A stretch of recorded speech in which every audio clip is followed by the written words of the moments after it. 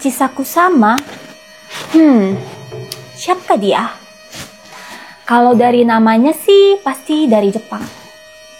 Tapi, apa kisah di balik Hachisakusama ini?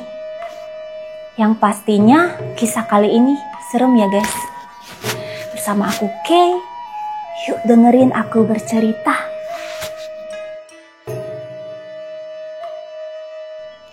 Hachisakusama memiliki arti sang 8 kaki. Karena tingginya yang mencapai 8 kaki atau lebih dari 2 meter.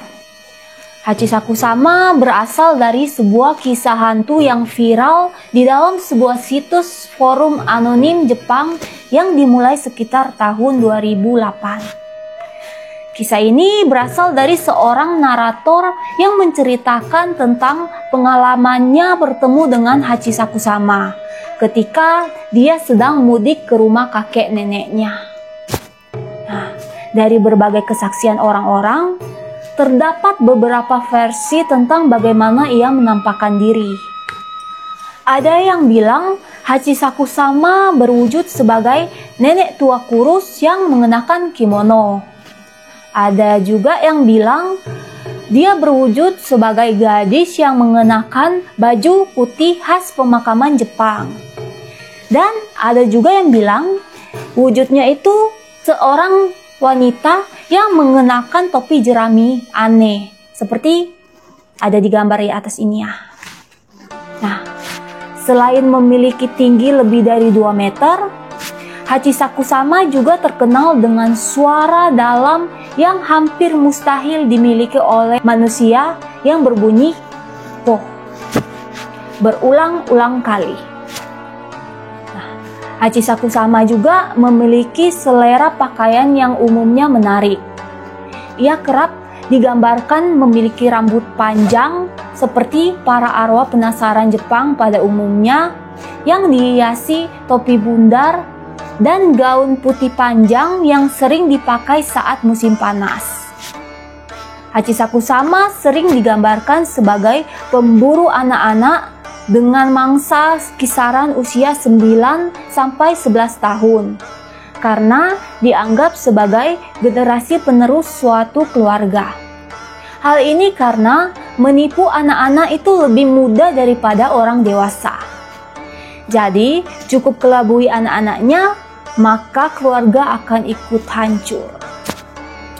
Hachisakusama juga bisa menirukan suara orang-orang yang kita kenal untuk mengelabui kita. Jika kita menjadi target yang dia sukai, maka akan sangat sulit untuk mengusirnya pergi ataupun sekedar lepas darinya. Hachisakusama akan membuntuti targetnya hingga berbulan-bulan sampai ia berhasil menculik korbannya dari keluarganya. Hanya anak-anak target dari Hachisakusama lah yang bisa mendengarkan suara atau bisikannya. Orang lain tidak akan bisa mendengar. Oleh karena itulah, target dari Hachisakusama akan susah untuk diselamatkan. Jika selamat dari buruan Hachisakusama, anak-anak itu tidak boleh menetap di kota tersebut. Mereka harus pindah, bahkan harus pindah negara, dan jangan pernah sekalipun untuk kembali ke negara asalnya itu, sampai kapanpun. Walaupun anak-anak itu sudah bukan lagi target buruan Hachisakusama.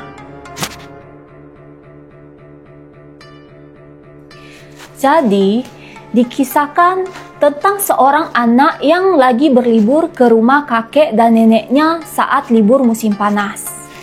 Pada saat sedang bermain di halaman belakang rumah kakek neneknya, anak ini mendengar suara aneh yang berbunyi po, po, po, po, po, po, po. Merinding. Karena penasaran, anak itu segera mencari sumber suara tersebut. Sesaat sedang melihat ke sebuah pagar, dia melihat sesuatu yang berada di atas pagar tinggi yang menutupi halaman belakang. Bentuknya berupa topi jerami besar. Nah, anak itu yakin Dari sanalah suara aneh itu berasal. Seketika topi jerami itu bergerak dan ternyata ada yang memakai topi jerami besar itu dan sedang mengintipnya melalui celah kecil di pagar. Betapa kagetnya anak itu setelah menyadari jika yang mengintipnya adalah makhluk yang berwujud seorang wanita setinggi pagar yang tingginya hampir 8 kaki. Anak kecil itu bertanya-tanya, apakah wanita itu memakai sepatu berhak tinggi? Nah, suara aneh itu lalu menghilang dan diikuti dengan wanita itu yang pergi meninggalkan tempat tersebut. Lalu anak kecil itu segera pulang ke rumah kakek dan neneknya yang sedang asik minum teh. Dia lalu segera menceritakan apa yang ia lihat kepada kakek neneknya. Pada mulanya, kakek dan neneknya tidak mempercayai apa yang cucunya ceritakan. Tapi mereka mulai mendengarkan dengan serius setelah mendengarkan penjelasan dari cucunya jika wanita tersebut mengeluarkan suara po, po, po, po, po, po, po. Mereka pun menanyakan semua detail tentang wanita itu kepada cucunya. Sang nenek merasa sangat takut setelah mendengarkan hal itu. Sang kakek pun segera mengambil teleponnya untuk menghubungi seseorang. Setelahnya, sang kakek memutuskan untuk pergi keluar dan meminta kepada sang nenek untuk menjaga cucunya. Anak itu bingung setelah melihat kepanikan dari kakek dan neneknya. Lalu ia pun bertanya apa yang sebenarnya terjadi. Nah, kakek dan neneknya lalu menjelaskan jika ia sudah menjadi target dari Hachisaku sama. Setelah menjelaskan, kakeknya pun segera pergi. Cucunya masih dalam keadaan bingung, walaupun dia sudah mendengarkan penjelasan dari sang kakek. Lalu neneknya berkata untuk jangan khawatir, kakek akan melakukan sesuatu. Sang nenek segera menceritakan tentang Hachisaku sama yang ternyata sudah menghantui tempat tinggalnya.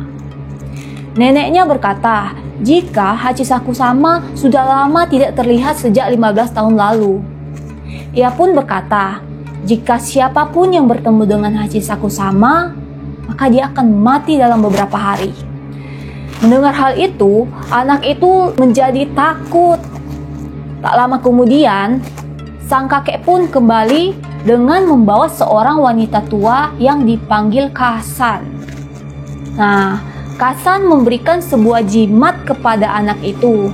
Kemudian, kakek dan Kasan segera menuju ke lantai atas untuk melakukan sebuah ritual. Nah, sang nenek tetap berada di bawah untuk menjaga cucunya ya. Setelah persiapan ritual selesai, sang anak pun diajak ke lantai atas yang sedang terpasang jimat dan tulisan berupa rune kuno. Terdapat juga 4 mangkuk kecil berisi garam pada masing-masing sudut ruangan dan 1 patung Buddha yang berada di tengah ruangan.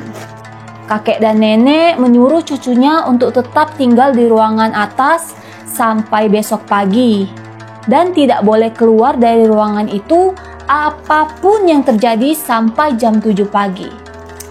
Nah, karena sendirian di ruangan itu, sang anak pun mulai merasa bosan, lalu akhirnya dia tertidur.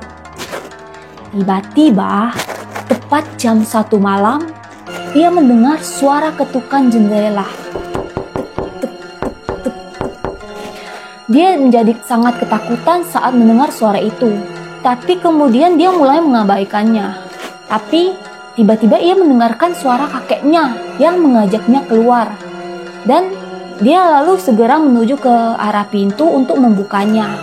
Tapi ia segera menghentikannya. Ia ingat pesan kakeknya. Dia lalu merinding mendengarkan suara itu. Dan dia pun ragu dan menyadari kalau suara itu agak berbeda dari suara sang kakek. Suara itu pun memanggil sang anak lagi dan lagi untuk meyakinkan sang anak untuk segera keluar. Nah, anak itu selalu mengabaikan suara itu, seperti pesan kakek dan neneknya. Seketika, punggungnya terasa sangat dingin.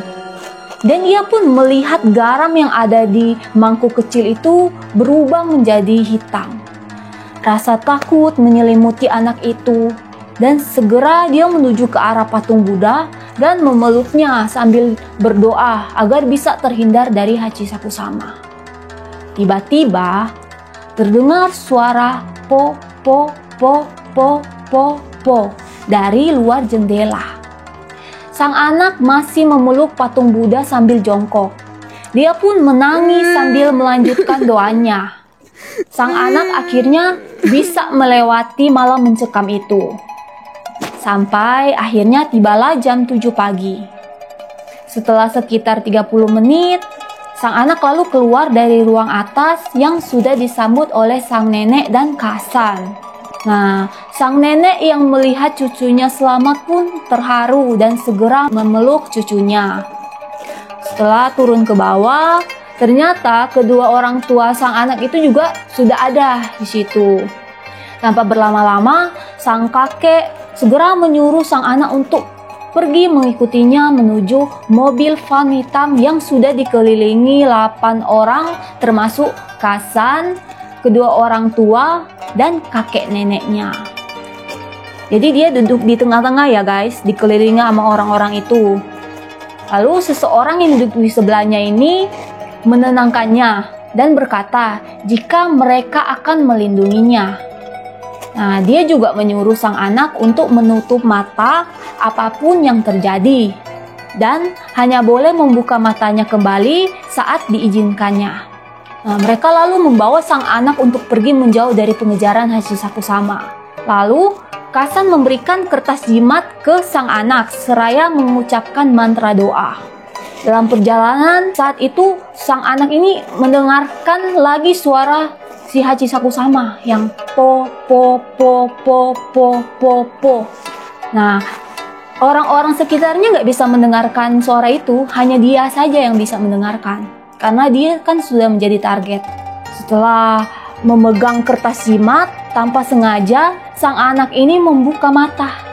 Dan dia melihat ada sosok yang mengenakan gaun putih dengan tinggi 8 kaki sedang mengikuti mobil mereka. Lalu sosok itu membungkuk dan mengintip ke dalam mobil yang membuat sang anak ini menjadi sangat terkejut.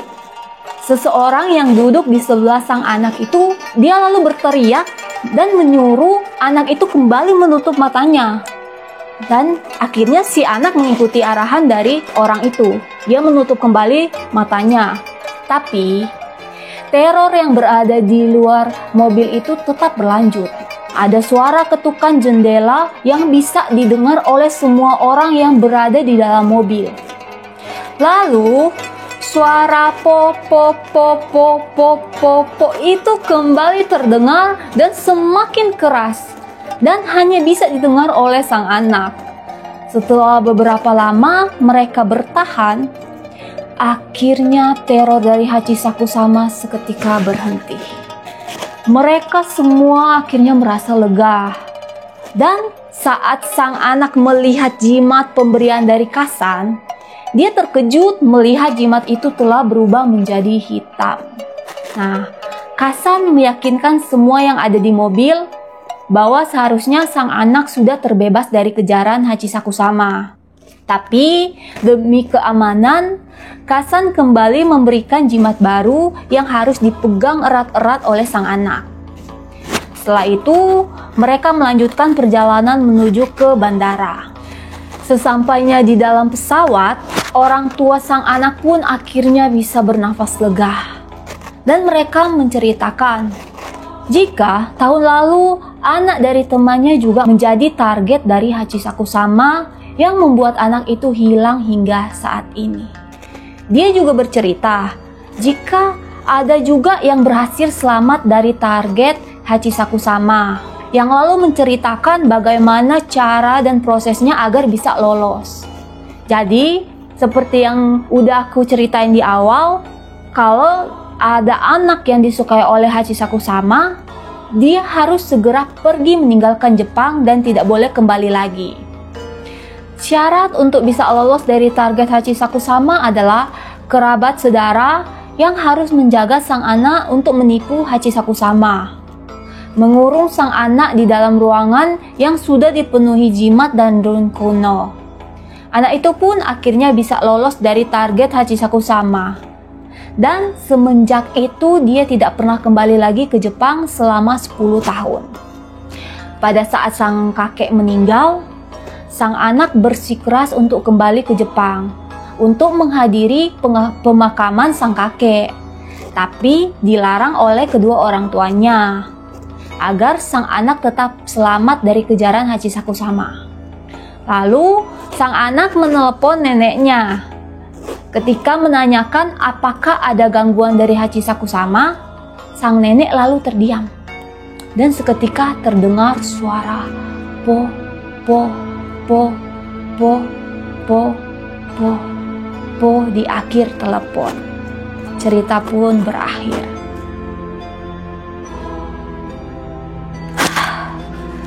Ceritanya seram banget ya guys, sampai merinding banget pas menceritakan itu. Untungnya Hachisakusama itu gak ada di Indonesia ya.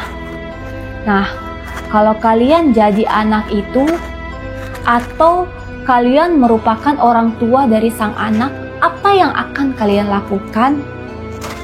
Kasih tanggapan kalian di kolom komentar ya. Terima kasih sudah menonton video ini sampai akhir. Jangan lupa like, subscribe, dan tekan tombol lonceng notifikasinya. Bye-bye.